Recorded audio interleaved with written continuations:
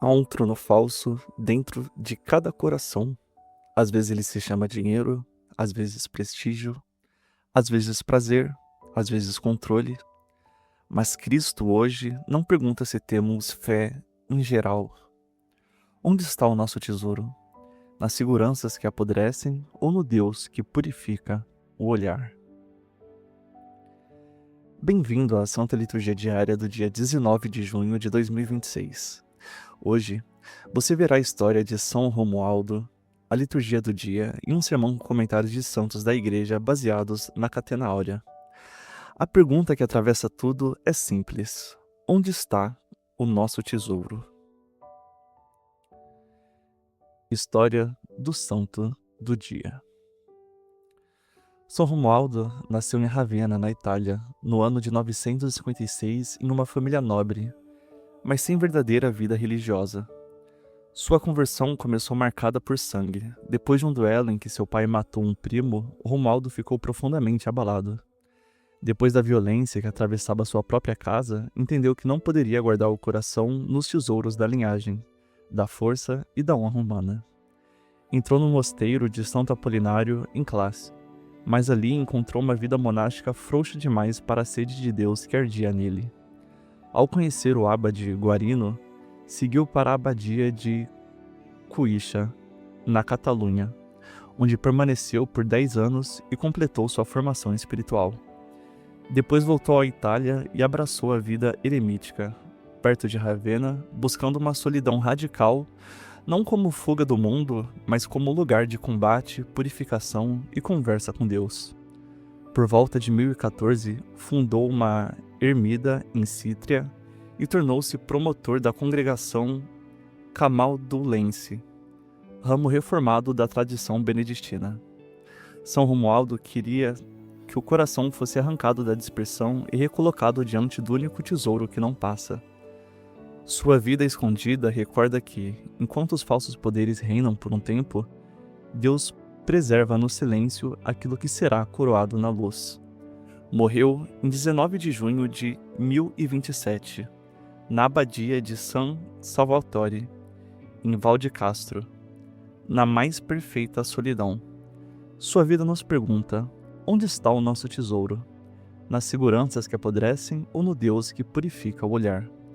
Convertamos-nos da dispersão, da vaidade, da fé acomodada e busquemos um coração recolhido, obediente e inteiro para Deus. São Romualdo, rogai por nós.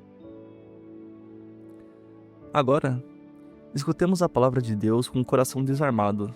Na primeira leitura, veremos Deus preservar no templo o herdeiro da promessa e reconduzir o povo à aliança. No Salmo, cantaremos o Senhor que escolhe sua morada. E no Evangelho, Cristo nos perguntará sem rodeios qual tesouro governa o nosso coração e que luz guia o nosso olhar. Liturgia do dia. Leitura do segundo livro dos Reis. Naqueles dias, quando Atalia, mãe de Ocasias, soube que o filho estava morto, pôs-se a exterminar toda a família real. Mas Josaba, filha do rei João e irmã de Ocasias, raptou o filho dele, Joás, do meio dos filhos do rei que iriam ser massacrados, e colocou-o com sua ama no quarto de dormir. Assim, escondeu-o de Atalia, e ele não foi morto. Ele ficou 6 anos com ela, escondido no templo do Senhor, enquanto Atalia reinava no país. No 7º ano, Joiada mandou chamar os centuriões de Quereteus e da escolta e introduziu-os consigo no templo do Senhor. Fez com eles um contrato, mandou que prestassem juramento no templo do Senhor e mostrou-lhes o filho do rei. Os centuriões fizeram tudo o que o sacerdote Joiada lhes tinha ordenado. Cada um reuniu seus homens, tanto os que estavam de serviço no sábado como os que saíam. Vieram para junto do sacerdote Joiada, e este entregou aos centuriões as lanças e os escudos de Davi, que estavam no templo do Senhor. Em seguida, os homens da escolta, de armas na mão, tomaram posição a partir do lado direito do templo até o esquerdo, entre o altar e o templo, em torno do rei. Então Joaida apresentou o filho do rei, cingiu-o com um diadema e entregou-lhe o documento da aliança. E proclamaram-no rei. Deram-lhe a unção e, batendo palmas, aclamaram: Viva o rei! Ouvindo os gritos do povo, Atalia veio em direção da multidão no templo do Senhor. Quando viu o rei de pé sobre o estrado, segundo o costume, os chefes e os trombeteiros do rei junto dele, e todo o povo do país exultando de alegria e tocando as trombetas, Atalia rasgou suas vestes e bradou: Traição, traição. Então o sacerdote Joiada ordenou aos centuriões que comandavam a tropa: Levai-a para fora do recinto do templo, e se alguém a seguir, seja morto à espada. Pois o sacerdote havia dito: Não seja morta dentro do templo do Senhor. Agarraram-na e levaram-na aos empurrões pelo caminho da porta dos cavalos até o palácio, e ali foi morta. Em seguida, Joaida fez uma aliança entre o Senhor, o rei e o povo, pela qual este se comprometia a ser o povo do Senhor. Fez também uma aliança entre o rei e o povo. Todo o povo do país dirigiu-se depois ao templo de Baal e demoliu-o. Destruíram totalmente os altares e as imagens e mataram Matã, sacerdote de Baal, diante dos altares. E o sacerdote Joaida pôs guardas na casa do Senhor. Todo o povo do país o festejou e a cidade manteve-se calma. Palavra do Senhor. Agora, desacelere o coração. A Marcela vai cantar o salmo de hoje. Contemple com calma. O Senhor preferiu Jerusalém por sua morada.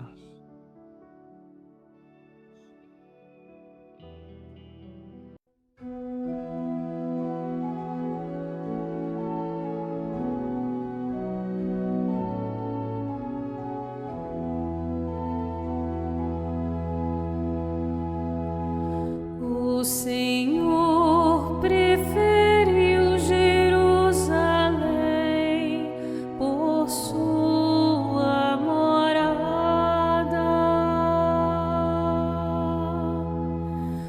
O Senhor preferiu Jerusalém por sua morada.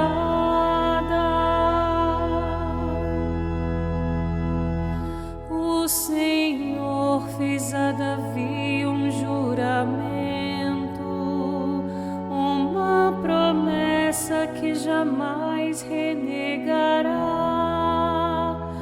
um herdeiro que é fruto do teu ventre. Colocarei sobre o trono em teu lugar.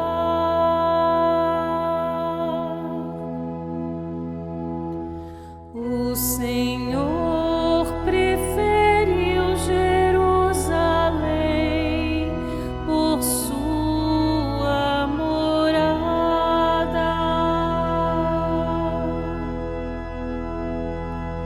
Se teus filhos conservarem minha aliança e os preceitos que lhes dei a conhecer, os filhos deles igualmente hão de sentar-se eternamente sobre o trono que te dei.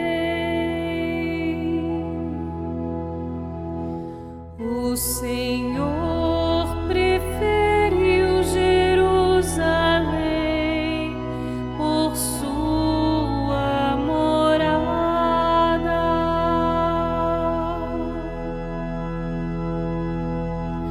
Pois o Senhor quis para si Jerusalém e a desejou para que fosse sua morada. Eis o lugar do meu repouso para sempre. Eu fico aqui, este é o lugar que preferi.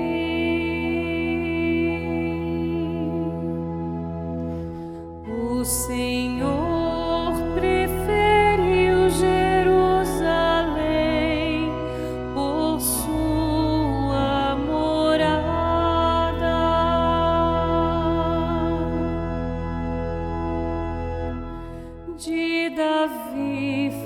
brotar um forte herdeiro, acenderei ao meu ungido uma lâmpada, cobrirei de confusão seus inimigos,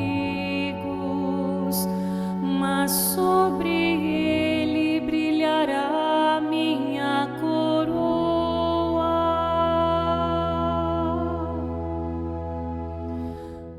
O Senhor preferiu Jerusalém por sua morada.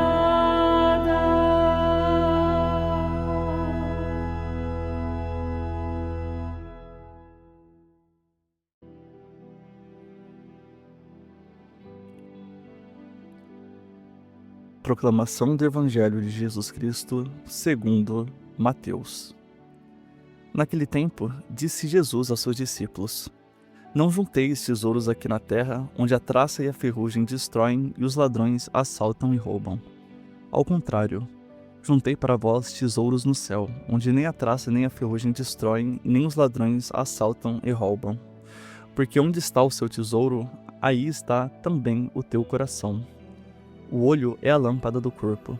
Se o teu olho é sadio, todo o teu corpo ficará iluminado. Se o teu olho está doente, todo o teu corpo ficará na escuridão. Ora, se a luz que existe em ti é escuridão, como será grande a escuridão? Palavra da salvação. Agora, vamos para o sermão baseado nos comentários da Catena Áurea, compilados por São Tomás de Aquino, conversando com toda a liturgia. O que governa você? Há um trono falso dentro de cada coração. Às vezes ele se chama dinheiro, às vezes prestígio, às vezes prazer, às vezes controle, às vezes uma falsa segurança que prometemos nunca abandonar. Mas Cristo hoje não pergunta se temos fé em geral. Ele pergunta onde está o nosso tesouro. Porque onde estiver o tesouro, ali também estará o coração. E se o coração está preso ao que apodrece, o olhar escurece. E se o olhar escurece, a vida inteira caminha dentro da noite. A pergunta é simples e perigosa: o que governa você? Na primeira leitura, Atália toma o poder pela morte. Ao saber que seu filho morreu, ela extermina a descendência real. Quer apagar a promessa, quer ocupar o trono, quer que não reste herdeiro. Mas no silêncio do templo, Josaba esconde Joás. Durante 6 anos, a falsa rainha reina no país, enquanto o verdadeiro herdeiro vive oculto na casa do Senhor. Guarde essa imagem: a tirana no palácio, o rei escondido no templo. Não é também a história de muitas almas? Por fora reina Atália: ambição, vaidade, medo, sensualidade, distração, acúmulo, aparência.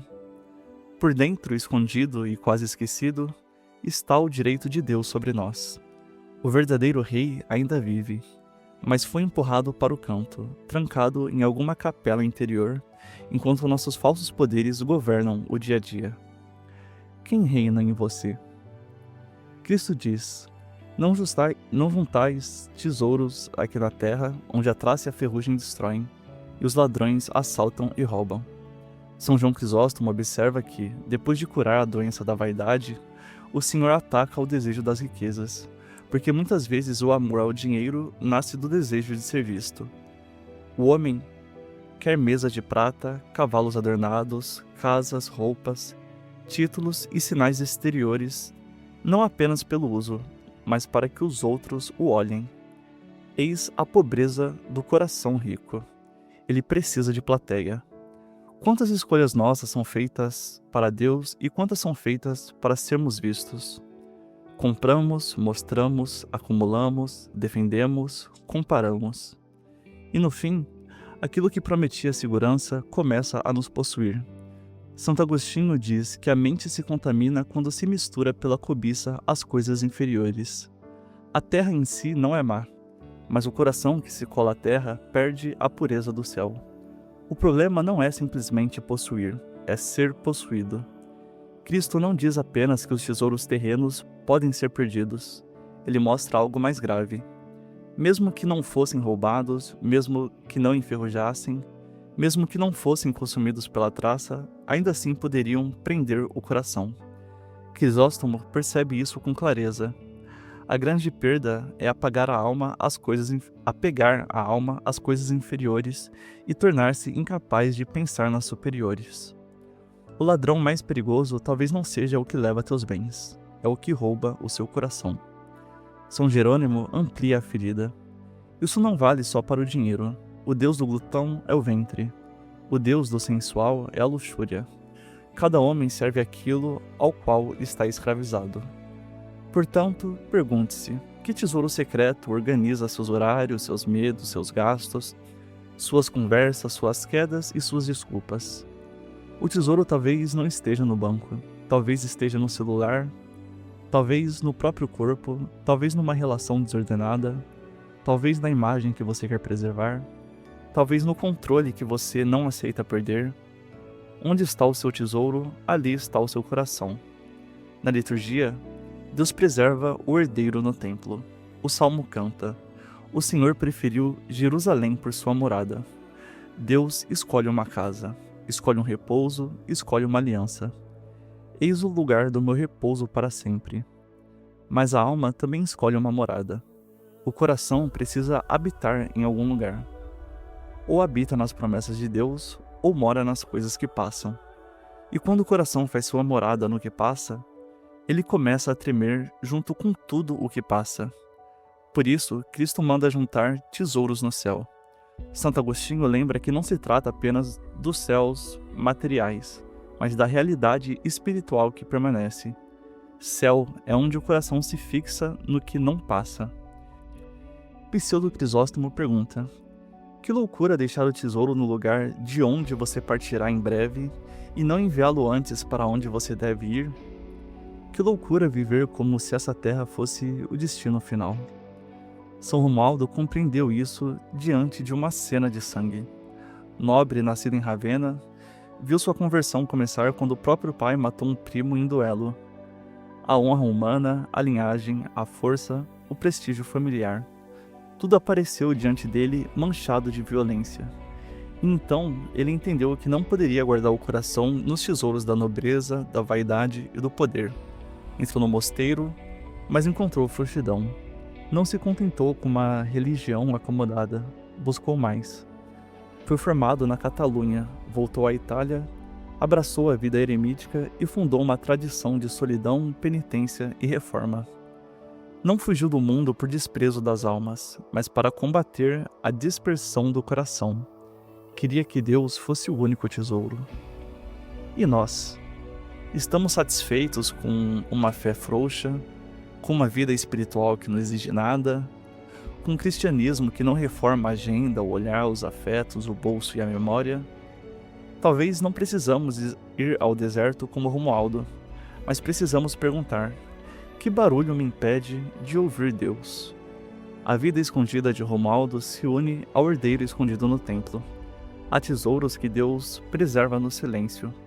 O mundo vê a talha reinando e pensa que a promessa morreu. Mas no templo Joás vive. O mundo vê o eremita isolado e pensa que ele fugiu da história. Mas no silêncio, Deus prepara uma reforma. Nem tudo que é escondido é inútil. Às vezes, o que está escondido é justamente o que Deus salvará da corrupção. Mas o Evangelho dá um passo ainda mais profundo. O olho é a lâmpada do corpo. São João Crisóstomo explica que o olho está para o corpo como o entendimento está para a alma. Se o entendimento se corrompe, a vida inteira se enche de males. São Jerônimo diz que, se a alma perde seu brilho original, todos os sentidos ficam mergulhados na escuridão. Ou seja, o tesouro não prende apenas o coração, ele adoece o olhar. Quem ama demais o dinheiro começa a enxergar tudo como vantagem. Quem ama demais o prazer começa a enxergar pessoas como objetos. Quem ama demais a própria imagem começa a enxergar correção como ameaça. Quem ama demais o poder começa a enxergar o próximo como obstáculo. O olho doente não vê a realidade, vê apenas o ídolo. Por isso, Jesus alerta: se a luz que existe em ti é escuridão, como será grande a escuridão? Essa é uma das frases mais assustadoras do Evangelho. Porque há uma escuridão que se reconhece como escuridão, mas a outra que se apresenta como luz. A pessoa acha que enxerga, mas está cega. Acha que é prudente, mas é covarde. Acha que é livre, mas é escrava. Acha que está acumulando segurança, mas está ajuntando ferrugem para o próprio coração. Você tem coragem de pedir a Deus que purifique seu olhar? Joiada na primeira leitura, finalmente apresenta o herdeiro. Entrega-lhe o diadema e o documento da aliança. O povo aclama: viva o rei! Atalha grita: traição, traição. E assim sempre. Quando o verdadeiro rei reaparece, o falso poder se sente traído. Quando Cristo tenta retomar o centro da alma, nossos ídolos gritam. A vaidade grita traição, a impureza grita traição, o apego grita traição, a preguiça espiritual grita traição. Mas a alma precisa escolher. Ou mantém Atalha no trono, ou restaura o rei. Ou protege o templo de Baal, ou o derruba. A leitura termina com o povo destruindo os altares e as imagens de Baal. Depois disso, a cidade mantém-se calma. A verdadeira paz só vem quando o falso culto cai. Talvez sua inquietação não seja falta de descanso. Talvez seja excesso de altar falso. Cristo hoje não nos chama apenas a desapegar um pouco. Chama-nos a uma transferência de morada. Tirar o coração do que passa e recolocá-lo em Deus. Fazer do céu o lugar do tesouro. Fazer da consciência uma Jerusalém onde o Senhor possa dizer: eis o lugar do meu repouso. E isso exige decisões. Não basta admirar São Romualdo, não basta ouvir a palavra e seguir acumulando ferrugem. Não basta dizer que Deus é importante se o coração corre primeiro para outros tesouros. O verdadeiro rei precisa voltar ao trono. Agora, as aplicações concretas. Primeiro, identifique o seu tesouro real. Não responda com teoria. Olhe para o seu tempo, seus medos, seus gastos e suas distrações. Ali está o seu tesouro. Segundo, derrube um altar de Baal nessa semana. Corte uma prática, um conteúdo, uma relação, uma compra ou uma vaidade que esteja adoecendo o seu olhar. Terceiro, faça uma esmola concreta e escondida. Envie algo para o céu como ensina o Evangelho.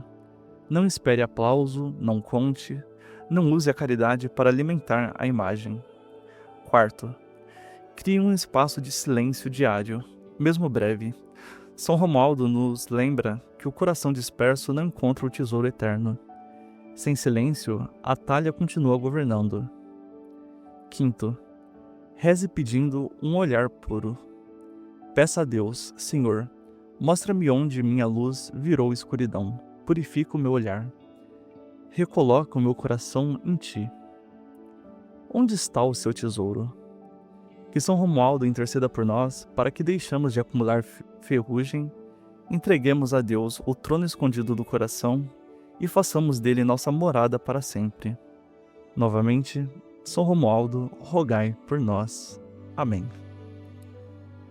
Se essa liturgia ajudou você a examinar onde está o seu tesouro, deixe o seu like e inscreva-se para acompanhar diariamente a Santa Liturgia Diária. E escreva nos comentários: qual altar falso você precisa derrubar para que Deus volte a reinar no centro do seu coração?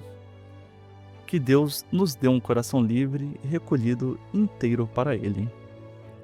E para encerrar, Nossa Senhora das Lágrimas, rogai por nós.